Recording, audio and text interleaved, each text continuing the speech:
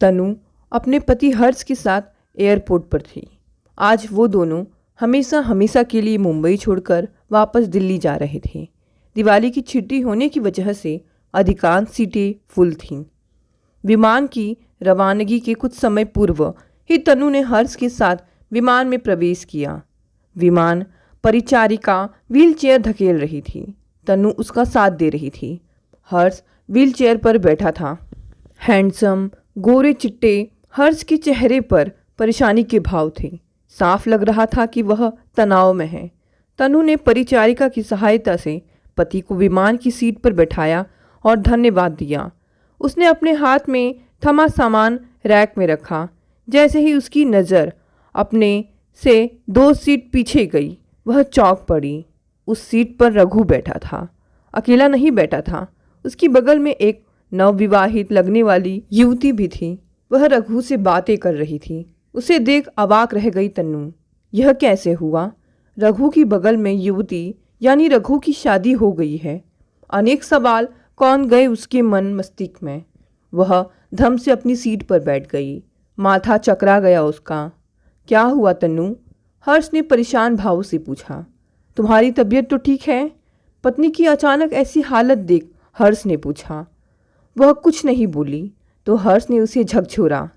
क्या हुआ? ठीक तो हो? हाँ हाँ ठीक हूँ, बस थोड़ा सिर चकरा गया था, तनु ने सामान्य होते हुए कहा। पीछे सीट पर बैठा रघु तनु का पहला पति था। यह उन दिनों की बात है जब उसने कॉलेज से ग्रेजुएशन किया था। गजब की खूबसूरत तनु न केवल आकर्षक तीखे नैन नक्श वाली थी, बल्कि कुशाग्र बुद्धि भी थी। मध्यवर्गीय परिवार में जन्मी तनु 4 बहनों में सबसे छोटी थी।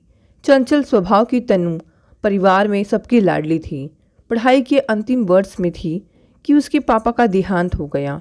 उसकी उम्र यही कोई 21 वर्ष करीब थी। 3 बेटियों की शादी करते करते तनु के पापा वक्त से पहले ही बूढ़े हो गए थे। इधर उधर से कर्ज लेकर बेटियों को ब्याहा। तनु की शादी से पहले ही वे चल बसे। पति का साथ देती आ रही तनु की मां ने अपने पति की मौत के बाद चारपाई पकड़ ली। अब तीनों बहनों को इस बात की चिंता हुई कि माँ भी साथ छोड़ गई तो तनु का क्या होगा, उसे कौन संभालेगा। अतः बहनों ने मिलकर तय किया कि माँ के रहते हुए तनु के हाथ पीले कर दिए जाए। पर अच्छे घर परिवार का लड़का मिले तब ना। कई रिश्ते आए, लेकिन भाई कितने हैं, बाप के सवाल पर लड़के वाले खिसक जाते। अगर कोई इन सब हालात से भी समझौता कर लेता तो सवाल आता कि शादी में कितना पैसा खर्च करेंगे। खर्च के नाम पर तो कुछ भी था ही नहीं उनके पास। बहनों की ससुराल में भी ऐसा कुछ नहीं था कि सब मिलकर शादी में खर्च लायक मदद कर सकें। तन्नू कहती, दीदी आप लोग मेरी टेंशन ना लो, अभी मेरी उम्र ही क्या हुई है। एक दिन तन्नू के लिए मुंबई से बड़े उद्योगपति घराने से रिश्ता आया। तन्नू के रिश्ते की मौसी का लड़का मुंबई से यह रिश्ता लेकर दिल्ली आया। मौसी बहुत बड़ा घराना है, यूँ समझो राज करेगी तन्नू। घर में कितने नौकर चाकर हैं, रुपया धन दौलत ऐसो आराम है कि आप सोच भी नहीं सकती। उसने जब तन्नू की माँ से कहा तो उनकी आंखों में चमक आ गई। हाँ मौसी, बिल्कुल सच। तो बेटा इतने बड़े घर का रिश्ता हमारे घर? माँ ने पूछा। सब बहुत अच्छा है मौसी, बस एक छोटी सी कमी है। अपनी बात पूरी करता उससे पहले ही तन्नू की माँ ने उत्सुकतापूर्वक पूछा। वह क्या बेटा, कोई बीमारी है लड़के को या कोई ऐब? माँ ने पूछा।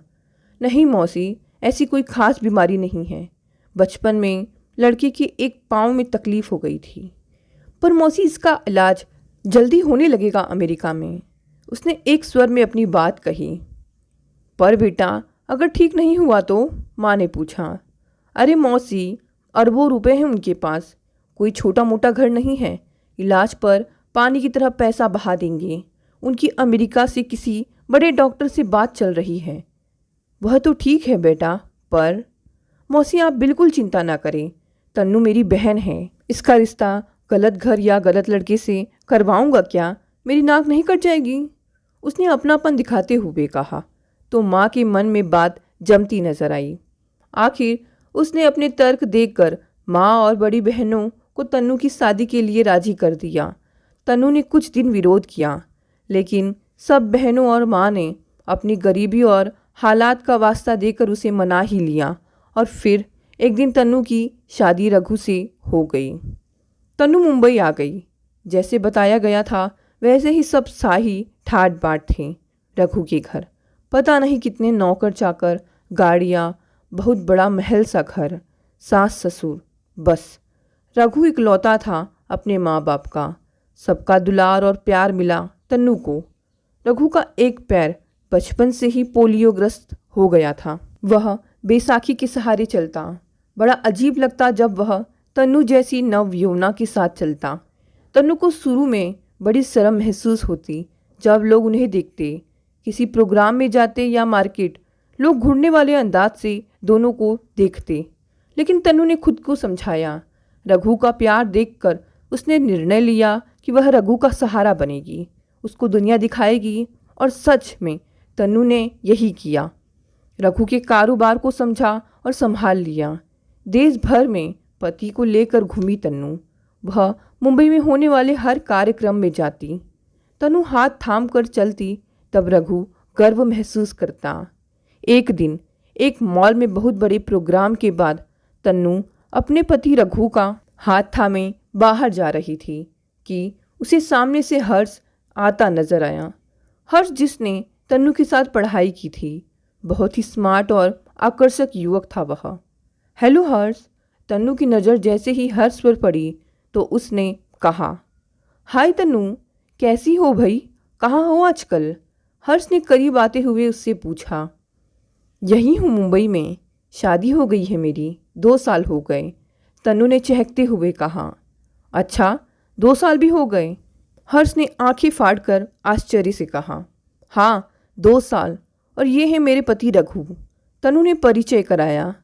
हेलो, माई सेल्फ हर्ष। हर्ष रघु की ओर मुखातिब होते हुए कहा और अपना हाथ रघु की ओर बढ़ा दिया।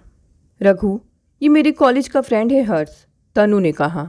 जब रघु लंगड़ाते हुए आगे बढ़ा और अपना हाथ आगे बढ़ाया तो हर्ष कुछ समझ नहीं पाया। हर्ष प्रश्नवाचक नज़रों से तन्नू की ओर देख रहा था। हर्ष ने बताया कि वह दिल्ली से मुंबई शिफ्ट हो गया है, यहाँ एक कंपनी में उच्च पद पर है और अभी तक शादी नहीं हुई है। तन्नू और हर्ष ने फिर मिलने और एक दूसरे को घर आने का न्योता दे दिया। दोनों ने अपने अपने मोबाइल नंबर भी दिए और विदा हो गए। हर्ष उस रात सो नहीं पाया। वह कॉलेज टाइम से ही तन्नू से प्यार करता था, लेकिन कभी अपने प्यार का इजहार नहीं कर पाया। उसके दिमाग में कई सवाल चल रहे थे। तन्नू ने एक अपाहिज से शादी क्यों की? सोचते सोचते वह सो गया। हर्ष ने फैसला किया कि वह कभी तन्नू से पूरी बात पूछेगा। उसने एक दिन तन्नू को फ़ोन किया। तन्नू ने कहा कि वह शाम को ज़रूरी काम से मार्केट जाएगी, तब मिलते हैं। दोनों ने एक कॉफ़ी शॉप पर मिलना तय किया। तन्नू ने हर्ष को सब बातें बताई, शादी से पूर्व और शादी के बाद से अब तक की एक एक बात उससे साझा की। उसने यह भी कहा कि वह रघु और उसके परिवार के साथ खुश है। पति के करोड़ों रुपए के टर्नओवर वाला कारोबार भी संभाल रही है। हर्ष को बहुत बड़ा आश्चर्य हुआ कि किस तरह की मजबूरियों में तन्नू ने यह सब स्वीकार किया और अब इन हालत में भी खुश हैं। हर्ष ने अपनी भी बातें बताई। उस शाम तन्नू को घर पहुंचने में थोड़ी देर हो गई। अकेले ही थी और गाड़ी खुद ड्राइव करके ले आई थी तो रघु को काफ़ी चिंता हुई। घर आने पर उसने पति से कहा, आप मेरी टेंशन मत लिया कीजिए, आपकी तन्नू अब मुंबई में नई नहीं है। हर्ष से तन्नू का मेल मिलाप बढ़ने लगा। हर्ष कई बार तन्नू के भी घर आया। रघु और हर्ष भी मित्रवत मिलते। अब तन्नू और हर्ष की निकटता बढ़ती जा रही थी। दोनों ने एक साथ कई बार मूवी देखी। हर्ष को अच्छा लगा। तन्नू को हर्ष में एक नई दुनिया नजर आने लगी। तन्नू अब हर्ष की तरफ आकर्षित होती जा रही थी तो पति से दूर। तन्नू और रघु की शादी को करीब 5 साल होने जा रहे थे, लेकिन दोनों के अभी तक कोई संतान नहीं हुई। अब उसे हर्ष में अपनी दुनिया और सुनहरा भविष्य नजर आने लगा था। धन दौलत, ऐशो आराम और नरम बिछौने उसे कांटों की सेज लगने लगी। रघु भले ही अपाहिज था, लेकिन वह पूरी कोशिश करता कि वह तन्नू को खुश रखे, उसे किसी प्रकार की कमी महसूस न होने देता। रघु अक्सर तन्नू से कहता, तन्नू, तुमने जितना मेरा साथ दिया है उसका कर्ज मैं कभी नहीं उतार पाऊंगा। शीघ्र ही मेरे पैर का इलाज होगा तो मैं तुम्हें अपने बूते पर दुनिया की सैर कराऊंगा। हर्ष से मिलने के बाद पत्नी का बदला रुख रघु महसूस करने लगा था, लेकिन वह पत्नी से कुछ नहीं बोल पाता, बस बच्चों की तरह बिलख कर रह जाता। उसे एहसास होने लगा था कि उसकी पत्नी और हर्ष की निकटता कुछ नया गुल खिलाएगी। पत्नी का देर सवेर घर आना, ऑफिस से भी गायब रहना शक पैदा करता था। रघु के मम्मी पापा तक भी ये बातें पहुंचने लगी कि बहू का ध्यान बेटे और कारोबार में ना होकर कहीं और है। उन्होंने तनु से बात की, लेकिन बड़ी सफाई से तनु बहाना बनाकर टाल गई। कभी कारोबार तो कभी किटी फ्रेंड्स के साथ जाने की बात वह कहती। रघु के पापा ने एक दिन तय किया कि वह तन्नू पर नज़र रखेंगे। उन्होंने एक प्राइवेट डिटेक्टिव एजेंसी से संपर्क कर तन्नू पर नज़र रखने का अनुबंध किया। एजेंसी ने जो रिपोर्ट दी चौंकाने वाली थी। तन्नू का समय हर्ष के साथ व्यतीत हो रहा था।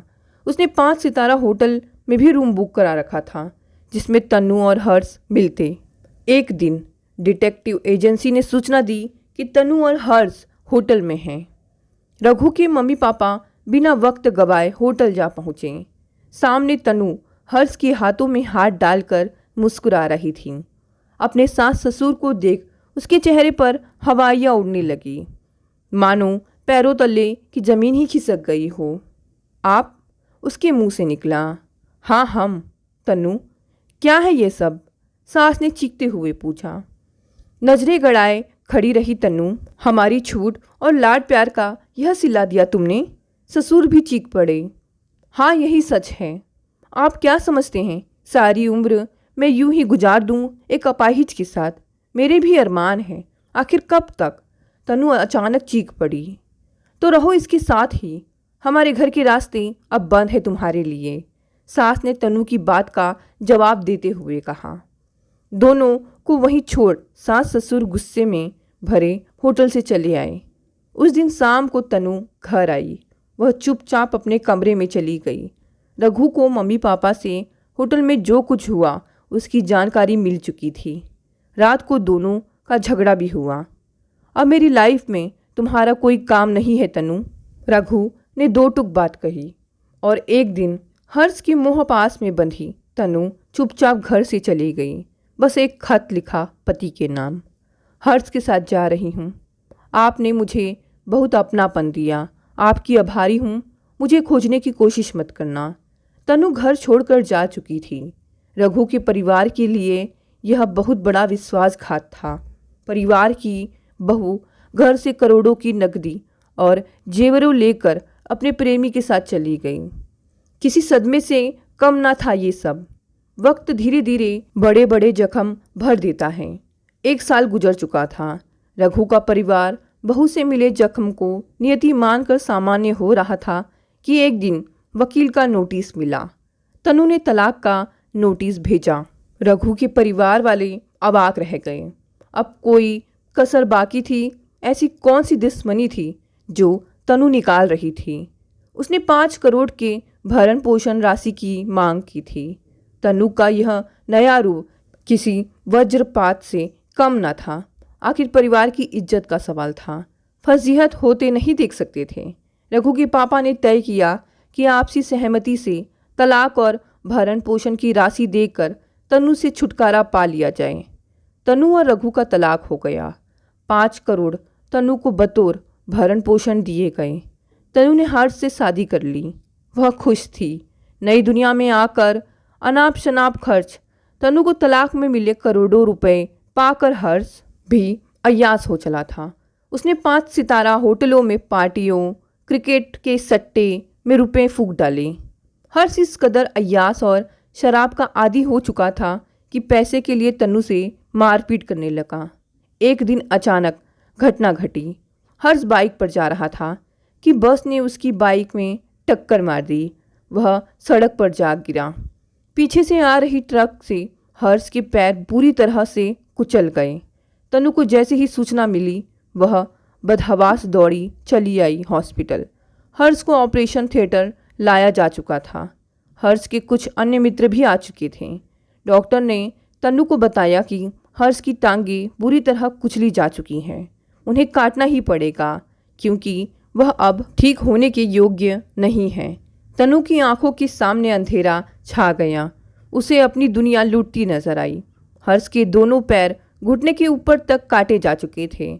दुर्घटना में टांगे खो चुके हर्ष के लिए यह संभव नहीं था कि मुंबई जैसे महानगर में रह पाए।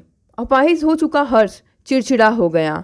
वह चाहता था कि 24 घंटे तनु उसकी सेवा में लगी रहे, एक पल भी दूर ना हो। उसे अपनी गुजरी जिंदगी के दिन याद हो जाते जब तनु रघु को छोड़कर उसके पास चोरी छिपे दौड़ी चली आती थी। उसे लगने लगा कि तनु ने जैसे रघु के साथ बेवफाई की वैसे उसके साथ भी कर सकती है। वह जरा भी इधर उधर होती तो झल्ला पड़ता। कहाँ गई थी, किससे मिलने गई थी, कौन है वह? तनु का अतीत ही उसकी सजा बन रहा था। उसे रघु की बड़ी याद आती, पर अब कर भी क्या सकती थी। धीरे धीरे उनके समक्ष आर्थिक संकट भी खड़ा हो रहा था। हर्ष के इलाज पर काफ़ी पैसा खर्च हो चुका था। आखिर दोनों ने तय किया कि दिल्ली लौट जाएंगे, वहीं अपने शहर में कोई काम काज करेंगे। दोनों ने दिल्ली जाने का फैसला किया। वह अपने अतीत को तो खो चुकी थी, अब जो उसके हाथ में था उसको नहीं खोना चाहती थी। एक्सक्यूज़ मी मैडम, आप शायद अपनी बेल्ट बांधना भूल गई हैं। एयर होस्टेस ने तनु को चेतावनी दी। ओह सॉरी, तनु ने इतना ही कहा। उसने पीछे मुड़कर देखा। रघु अभी भी बड़े शांत भाव से बैठा था। बगल में बैठी युवती उसके कंधे पर सिर टिकाकर सो रही थी। तनु महसूस कर रही थी कि जैसे वह आज अपाहिज हो गई है। दोस्तों, ये छोटी सी कहानी यही समाप्त हो गई। कहानी पसंद आई तो इसे लाइक और शेयर करें, और अगर आप नए हैं तो इस चैनल को भी सब्सक्राइब कर लें। धन्यवाद दोस्तों, मिलते हैं अगली कहानी से।